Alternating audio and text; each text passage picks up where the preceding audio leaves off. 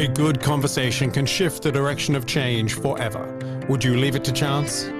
Join the authors of Design to Change and explore this series of conversations with designers and event owners. Driven by the need and conversations with event owners and event designers who use the event canvas around the world, this series explores the depths of conversations to elevate your abilities to look and act beyond the now. Episodes are hosted by Ruud Janssen, Roel Frissen, Dennis Lehrer, and Paul Rukens, with illustrious changemakers, designers, and pioneers in the field of design and beyond. To explore these conversations and additional content, visit designtochange.online. For now, let's start the conversation.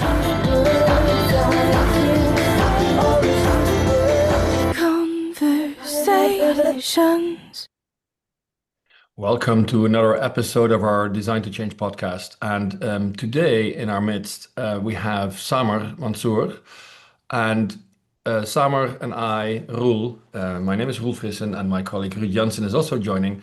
Saamer and myself met each other at IMEX at Smart Monday, where all the smart people come together, at a session we did together with Marina Bay Sands, where we actually did an EDC level 1 workshop. And Saamer was one of the people in the group, and a very active participant, but also he hung out a little bit later with us. And we shared some stories, and there was a very interesting conversation based on each other's interests, but also mutual visions for the future and how we see the future. So we had a few dinners together, and that it resulted into something like we need to have Saamer on the podcast. So that is, I'll introduce Saamer, and then I'll let you guys talk a little bit. But Saamer is originally from Saudi Arabia. But then moved at a young age to Texas and studied at the University of Texas. If I remember right, he lives close to Detroit at the Canadian border, and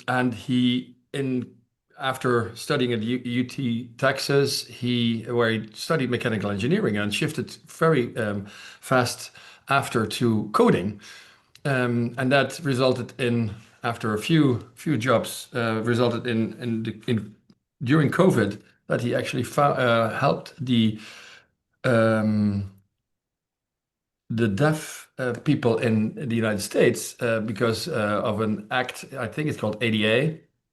And he said, like, okay, everybody wearing mouth caps, how can we actually help these people to understand other people, where lip reading is not so easy anymore, right? So he started creating an app based on AI, which is actually help these people understand each other and have a better conversation. And that resulted in something super cool, which I experienced myself, is that now you have a company called what is it? BeAware Deaf Assistant, but actually that is much larger than that, because it's also captioning conferences, and that is all very interesting, because you use AI, like many of you, but also you use AI on one device. That is what I understood from our conversations, and maybe I said it wrong at some point, but I leave it to you to complete it or to correct me. But that is my introduction of Saamer. Welcome, Saamer. Thank you so much. I really appreciate it, Roel and Ruud. Thank you so much for inviting me to this event. It's first of all, yes, we met on the Monday of IMEX, and the people that I met actually at the event were some of the most active people. They, almost like influencers in the field of events, and so I was able to make a pretty good network over there. So that was pretty awesome. Um, Briefly about myself, I am Saamer Mansoor. I'm the founder of, like Roel said, BeAware Deaf Assistant. It's a tool that's used by deaf and hard of hearing people around the world. Actually, a lot of people in the Netherlands also use our tools. So Germany, Netherlands, and the United States are some of the biggest users of the Deaf Assistant app. It's actually translated into all these different languages, and it was picked up by a lot of blogs in the Netherlands too. And so that's how, like, people started using it in the Netherlands. And yes, so that was in 2021. We created tools for the deaf and hard of hearing community. And one of the key tools in that is that it allows for you to convert your phone into an alerting device. So let's say you're deaf and your baby is crying. How do you know your baby's crying? So you can click a button, lock your phone. It'll flash an LED, it will vibrate your watch whenever your baby cries or whenever the doorbell rings. And so, it resonated with so many people because they would initially pay a lot of money to buy these products, plug it into the wall, charge them. But now there was, for the first time, a tool that could actually, prevent that. And then we added a lot of other tools to it as people asked us for more features. And then fast forward 2 more years, like in 2023, there were professors who, from the George Washington University, they were asking us that they were not able to use the Deaf Assistant app with their older students who were in the back of the classroom. And so, first of all, we were stumped that there was an event setting trying to use, the Deaf Assistant app that's meant for one-on-one communication. And so that's what gave birth to conference captioning. And so conference captioning, as of today, it is the fastest application that can do captioning and live translation. It takes advantage of your phone. So you download our AI onto your device, and for captioning, so you choose the accuracy that you want, and then you choose the translations that you want. So you download only that AI onto your phone or your computer or your iPad. It does all the AI work on your device and it just sends the captions to people's devices. So there's nothing faster than this in order to be able to get translations onto people's devices. That's amazing, Saamer. So we've never met in person, and it's always interesting to hear the enthusiasm, right? So last week we were back in the Netherlands. Roel and Dennis and I, our business partners, we're meeting, and you hear the story secondhand, right, from the enthusiasm of application. Now, at the same time, we have a question that was asked at the beginning in the intro, which I'd like to ask you as well, right? Which is this question from the Design to Change book. A good conversation can shift the direction of change forever. Would you leave it to chance, Saamer? Yeah, that's a great question. So honestly, so I knew that Rule was going to be at the event, the Monday event. And so I joined the class because I was like, okay, I want to be able to meet Rule. And so, I was able to do the class. I was able to meet so many people. And then, luckily, Rule had some issues with the boxes outside the classroom. And so I was able to help him out because obviously he didn't have an international telephone number. And so I was able to make phone calls for him. So like that just worked out perfectly. And yeah, you definitely definitely never leave it to chance. But then at the same time, like I understand if you're shy or scared of, having that conversation. I do sometimes I feel shy as well, so I don't blame anyone for not taking that chance. Wow. So when you first kind of came across, and I'm interested to hear a little bit more about, obviously your, what triggered you to develop this BeAware, like this deaf assistant at first, right? And you already described how it went from one-on-one communication to the communication in the classroom to events-based settings at conferences like at IMEX America, where you basically are at the epicenter of where all of the event owners and event designers kind of hover for a couple of days, right? Smart Monday being the pre-day to a 3-day trade show with 17,000 people in this industry.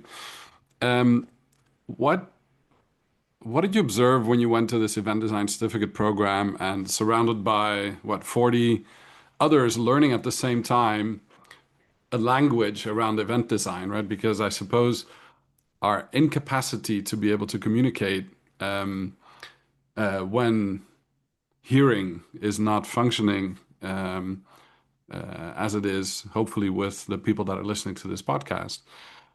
Um, what what transpired or what triggered you to start this development?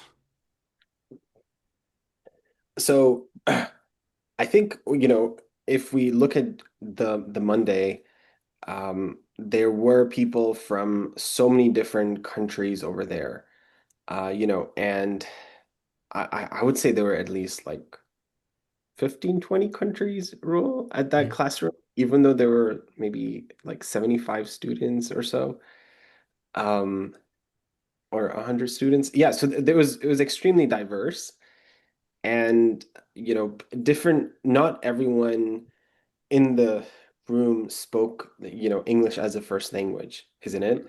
I mean, a rule is English like your second or third language or fourth, if I remember. So I speak four languages, but I think I would say it's my second language. Yes. Okay, yeah, yeah. So like, we're such a diverse, like the world is very diverse, and each of us even um, it serves an even more diverse population. So, for example, some of the people that were there, some of the event organizers that attended, they were from, Taiwan, and they were specifically organizing events for the Taiwanese community, and so we all serve such a diverse population with so many diverse needs that if you look at it from your perspective, it's amazing that you guys have created this uh, language to communicate how events can be designed, you know, and then at the same point for us, it's like we're able to help people include attendees of different languages, of different abilities. Nice. And so let me give an example of the opposite truth of something that I just experienced at the PCMA conference in Rotterdam.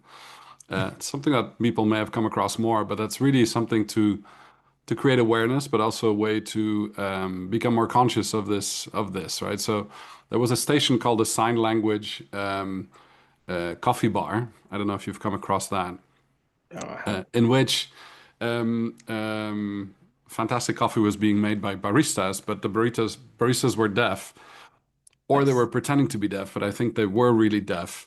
And Yeah. in order to order a coffee, what you had to do is, press on a screen the actual order that you would like. But instead of it ordering, it gave you a little video of the sign language of ordering that specific type of coffee, as well as some additional words like, thank you, or, how are you doing today, or just some very generic introductions to sign language. And No. um, it was probably one of the hottest tickets for coffee at this conference because it was a conversation sparker and starter. And it reminded me of how difficult it is to learn a language because just the coffee order, and then I had to look again at the second video for the thank you. Now I remember because I practiced a couple of times, but it was a really, it's like a confrontational moment, right? When you do not speak a language or cannot get your message across in whichever way it might be, you can still communicate using other mediums or things like you've created. And I see on your website it works in over 25 languages where there's an alerting tool and there's different things to get also in-person events to without latency to try to to understand each other and to get messages across. Um, this development has gone really quickly, I suppose, for you as well. Could you share a little bit about the development and where you are right now and how it's being applied? Yeah. So I mean, that's a great story. And one story that I wanted to talk about briefly also is I was at the CES, you guys probably know of, at Las Vegas, Yeah. and they had an accessibility competition. So at the accessibility competition, you'd expect, some sort of accessibility for the event. And this was in 2024. So this is Mhm. not even like 10 years ago. Mhm. And there was no sign language interpretation, there was no captioning or translation at that event because they had scheduling issues, and they didn't have any backup. And so at the accessibility competition, there was no accessibility provided, which is obviously like really sad and unfortunate. Mhm. Which goes to show like, that we're still trying to solve so many challenges in the industry. Um, Going back to your question about development, we I wouldn't say that we are we've been able to develop super fast. Like I would say like 2 years is quite a bit of time, especially like for a software company. But in terms of, developing it, what we have been trying to follow is a product-led growth approach. That's what they call it. So where you create an initial product, and then you have all these like 200,000 ideas for where the product can go, but you don't do all 200,000. You only build what people are asking for. So if someone says, "Oh, can you, do this?" and you're like, "Yeah, sure," and then you set up a meeting with them in a week, but you have that feature within it. And so we've kept only focusing on features that people really want. And then one of the biggest features that people wanted, especially from an events perspective, was being able to not use the internet in order to do the AI work, especially for people who want to project the captions or the translations on a screen. They don't want to use the internet because the internet has lag and all these other issues. The internet can just go down. But because of that, we really focused on this, and this is our niche. No one else really does it this way, unless you have to buy or rent their equipment. But we just allow you to use your equipment, and so we really stand out in the industry through this. Yeah. So this especially for events, I imagine, we travel across the world with our events. Data roaming is not cheap, right, for participants to conferences, let alone the reliability and the latency that you were talking about. So I think this is very interesting to see that, an on-device application that's disconnected can still provide these functions because it now resides on your device, right? Whether it's, you said it, a phone, a tablet or a desktop. Yep, Um, exactly. So, just to give you an example, so earlier methods, they would require you to send an audio stream, which is, pretty heavy. yeah. But, you're basically just sending text. If you want to be able to enable like certain extra functionalities, you're just sending text, which is like, listening to a song over 2 hours, one song over 2 hours. So it's extremely low data usage. Yeah. So how does it help? How does it help conference organizers? And you already highlighted a few of them. How does it highlight? How does it help them? Yeah, so that's a great question. So one of the things that helps greatly is during an event, especially like if you look at some of the competitors, they have a really bad um, you know, word in the industry because during the event, the translation speed ends up going to 12 to 20 seconds. So now, you're saying a joke and then the Hmm. people are laughing in Spanish 20 seconds later. You know what I mean? And so it really like disconnects the message. It doesn't allow you to engage the audience. Because of that reason, people or conference organizers don't even design projecting the captions and the translations on the screen. They because they realize how terrible it is, they just tell people to just download it on their phones instead. Oh. So it really opens up a lot of opportunities to the conference organizer. Yeah, I agree. So that is so it's latency, it's speed, it's yeah, getting a joke right at so the timing of your speech. I recently did two sessions in Beijing, one in Beijing and one in China, and Shanghai in China, where Wordly helped us translate. And I was actually surprised by the speed of it as such, but there was some latency to it, right? But yeah, that was bearable and it was good enough. Um, what is the difference between such an application and yours? Yeah, that's a great question. So when you were using the tool, at the same time, there weren't many other events happening. But at a conference, usually there's 9 or 10 events happening at the same time. And Wordly's servers are basically being, hit by 10 different audio streams and it slows down significantly. So when you're doing, a one-off, it kind of works, it doesn't have too many hiccups, but then, at an actual conference, that's when you actually see the negative effect. So enough plugging for your beautiful app. I tried it a few times, but one of the things I was interested in, and one is I was fascinated by the way you actually were triggered to develop this, right? Then saw applications into the conference and events market. So maybe that is the first piece of the question. Like, can you give me a little bit of like what was COVID for you and what did really trigger this?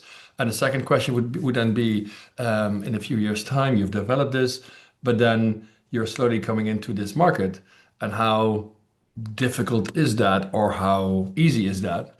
Um, and what you see as barriers of entry in this market.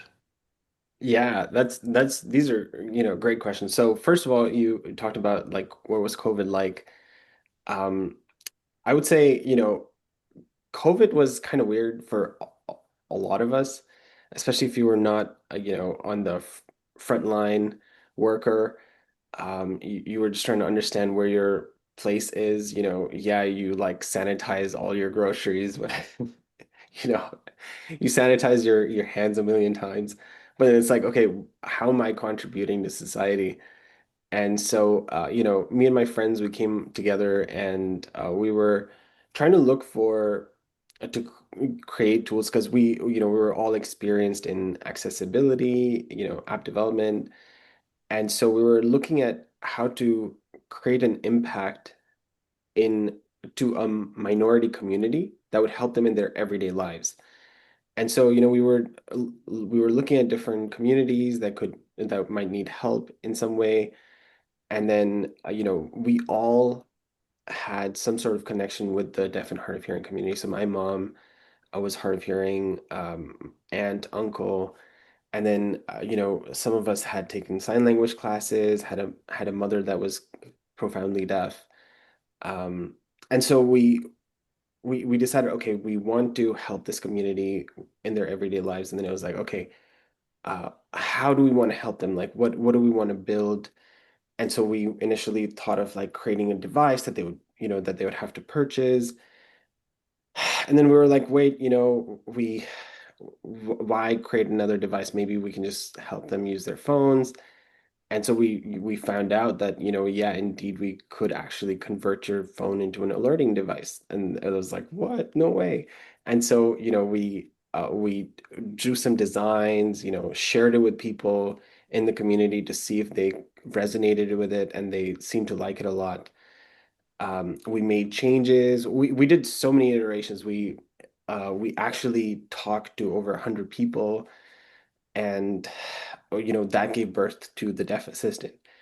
And we kept making improvements. There were some issues, and it eventually we were number one on Y Combinator's Hacker News. So that's for people who don't know, it's where people share new technology with like people in the indie development community, you can say, and people, give you advice and share it and stuff. And so that really helped explode the Deaf Assistant. And we had, like I said, we had bloggers from Netherlands pick up our post from Y Combinator's Hacker News. We had no idea. And then, we just like kept growing, and then Apple actually also eventually featured our app. So yeah, that's basically what COVID was like. Like it was like trying to figure out where we are and how we can make an impact. And then to your second question, what was your second question again? The second question is more like you develop something for Yeah, a minority group, yeah. What is the which is barrier? great, and then you saw apparently opportunities merging that into other industries or other silos. And that is always what fascinates us, is that our industry, or is there an industry, events and conference industry, Yeah, um, might seem very closed, or right, people know each other. You have to maybe, or maybe that is not that fact at all for software, right? But for other Yeah. services, it really matters if you know people. And Yeah. I'm just checking in, like, how was that? How was the what kind of barriers of entry did you face, or are you still facing? And how easy is it to get into this industry? Yeah. So I think, eventually we realized that, during COVID, people on Zoom calls, they're able to use the captions, but then when they go in person, they don't have captions in person. And so it was like, okay, this is like an easy way for you to be able to set up captions, almost like, Zoom for in-person events. And then in terms of barriers to entry, I would say like,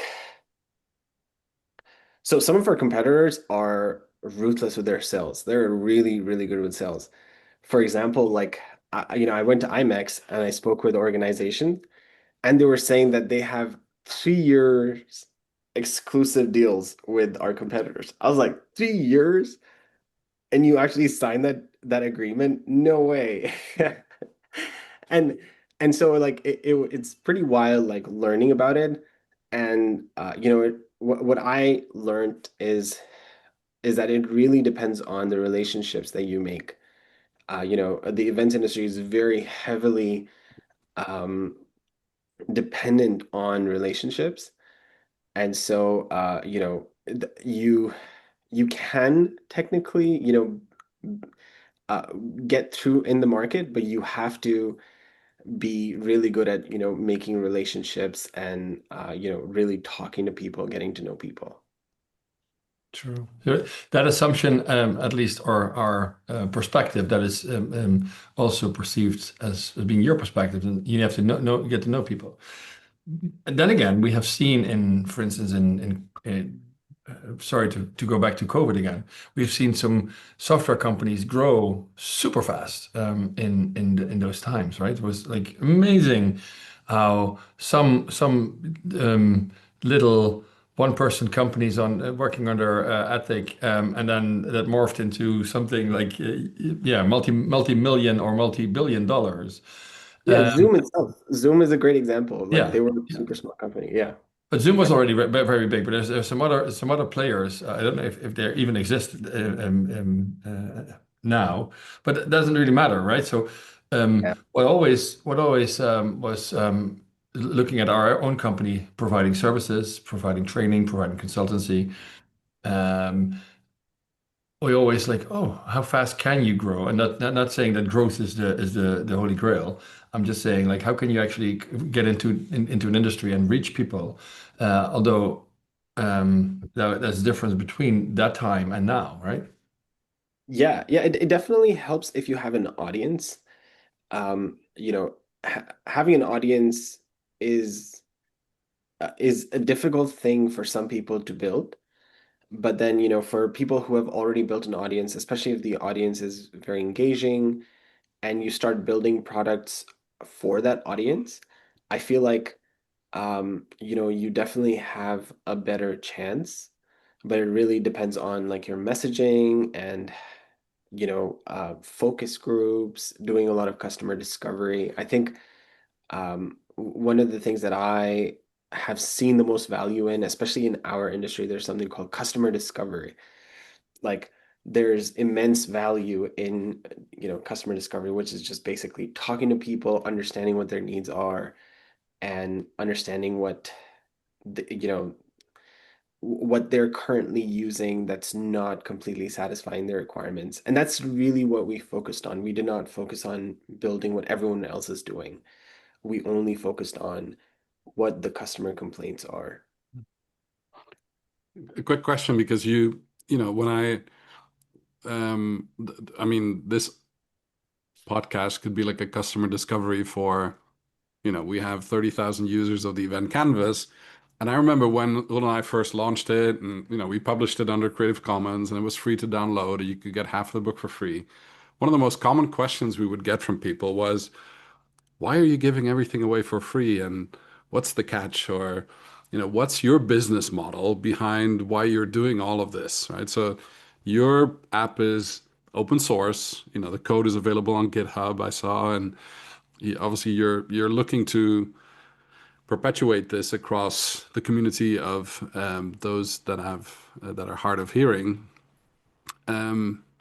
Bit of an oxymoron that we're doing in the form of a podcast without captions at this moment, right? But we need to figure out how to better do that in the future. We'll write up a newsletter article and add some links to this as well that you'll find in the show notes of this podcast. But maybe back to the question, are people ever suspicious of your business model, and why are you doing it the way you're doing it? Yeah, that's a great question. So for the deaf assistant, I do have people who are suspicious. And initially, before conference captioning, it was like, okay, we have to sustain BeAware somehow, the deaf assistant.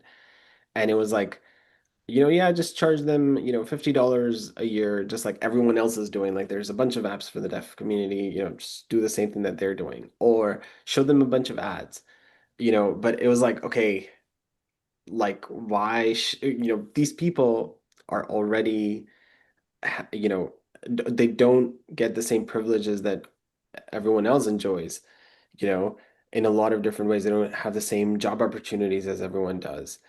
And so why add another bump into, trying to help enable them live their lives normally?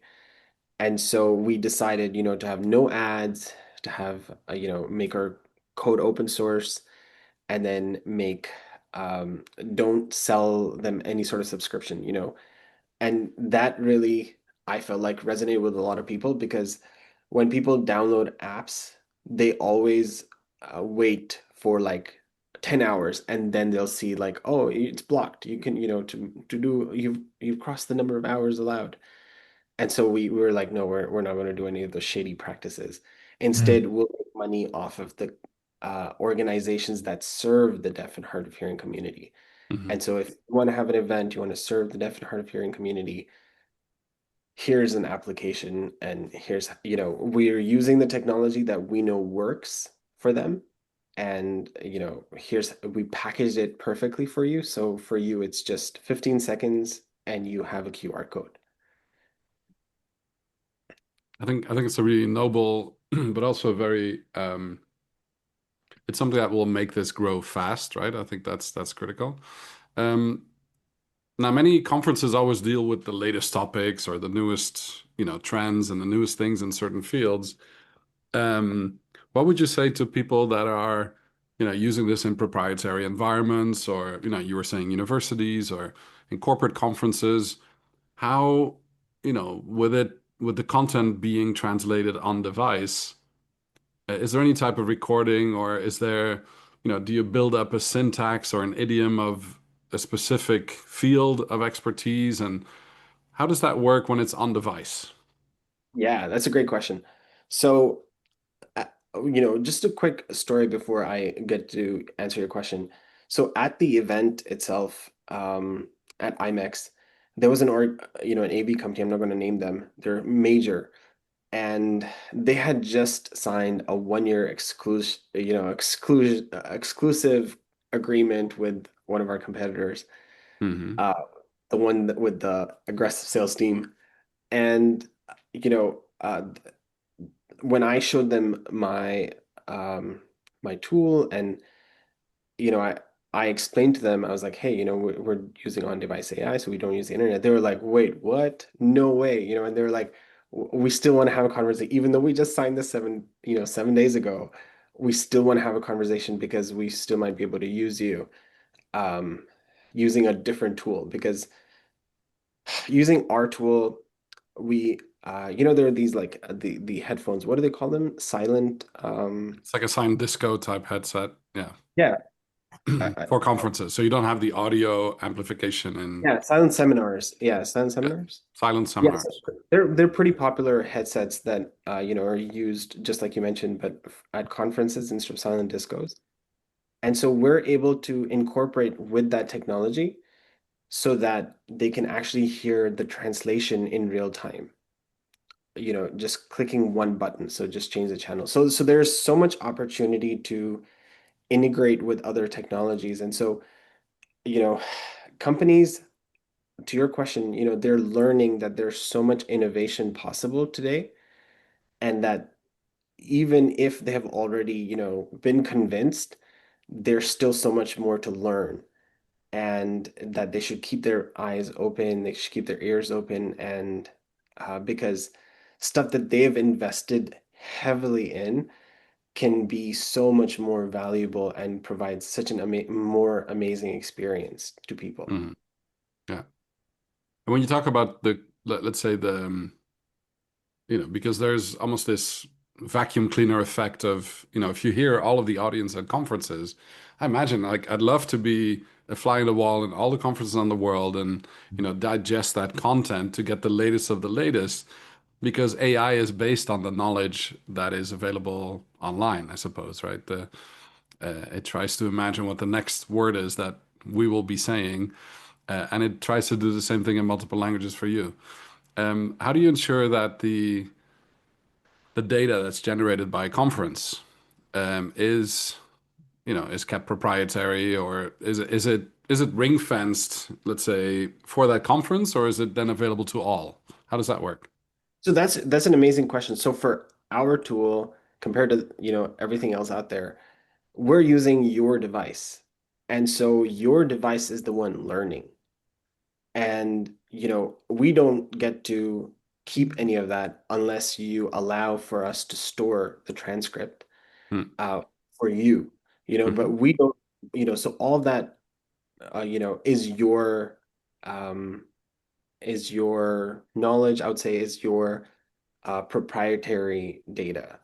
So we don't steal any of it. We don't use any of it to train our models. Um, just to give you an example, our lowest accuracy model, it gives you an accuracy of over 95%. So it's at like 95.33, 95.66, Hmm. which is the requirement for ADA compliance or accessibility compliance in the United States. Hmm. And the latency is below 1 second. But our most advanced language models, AI models, are over 10 times that size. And they're contextual, which means that as you speak about a certain city, it Hmm. will start picking up the names of the streets. Like for example, in Detroit, there's a lot of streets that have French names. So while you're speaking English, you put in these French names and it'll actually pick them up because they're contextual models. And all of that knowledge is just, your device learns that. So it just gets better over time. That's almost like your personal translator. Yeah, basically. Yeah. Yeah, or personal assistant that understands all your lingo and, is able to translate for you as well. Yeah. There's so many questions that pop up, I'm sure, in the heads of our listeners right now and people that are interested in this kind of subject matter. Um, and we could talk about this for hours, which I'm sure we will, but maybe not on the recording, right? What I'd like to do, Saamer, is maybe ask you two questions just to kind of wrap up the onstage part. And the first question is, um, what's currently on your horizon of change? If you look out at the world and the developments that you've gone through, you've just been to IMEX America, sorry, in Las Vegas. What's on your horizon of change for the upcoming year, or maybe a little bit beyond? I think definitely, growth. So we're hoping to add a few more salespeople, Hmm. and so I think that's going to be huge for us. We're trying to make smaller technology upgrades as well. For example, the ability to network right now. So if you go to an event, you can network with people that are at the event, but now we're looking at how we can enhance that functionality. So for example, if you have a class and you want people in that class to be able to network with each other in a very easy way, right now there's no real good solution. And so we're, using the existing technology to be able to do that as well.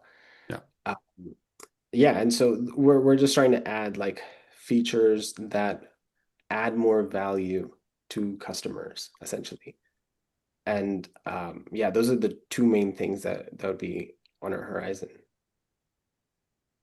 And then the second question would be, would you be willing to return to this podcast 1 year from today and maybe reflect, listening back to this edition?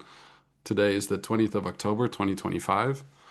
And then next year, around this week, after IMEX Las Vegas, would you be willing to be invited to this podcast to reflect on the past year and to see how, the growth, and see if the sales capacity and the networking at events, be reminded gently by us of what you kind of stated in your Horizon of Change? Would you be comfortable coming back on our show next year and sharing a little bit more? Yeah, for sure. Are you going to do level 2 next year, maybe on Monday? You don't have to wait that long, Saamer. We're going to have a level 3 class that you could join right into in San Diego in January. Yeah. Or we'll be in your neck of the woods or close to that at Purdue University in June next year. And then you can immerse yourself in the 3-day program in 6 months, in which you can become a certified event designer. So, the levels that we have, level 1 to 3, are not necessarily progressive, right? So they just get more intense. And instead of being on a design team in level 1 and level 3, you can actually learn how to facilitate an event design group, right? Like the way that Alyssa and Roel were taking you through the process. You could do Yeah. that with any type of group yourself, right? So I think this is something that we're very excited about, and we'd love to see if you would be willing to do that too and add it to your Horizon of Change. Who knows? Yeah. Yeah, sounds great. Yeah, I would love to, be on the podcast again next year for sure. Yeah, I appreciate the opportunity, and it's great meeting you both. Fantastic. That's it for this part of the ONstage. We'll meet you backstage in just a moment. Make sure to join back in and hear backstage about Saamer's journey so far. This has been another episode of the Design to Change Designer Conversation series. Explore conversations and additional content at designtochange.online. Want more right now? Tune into the backstage episode of this conversation and hear what the experts discuss off stage.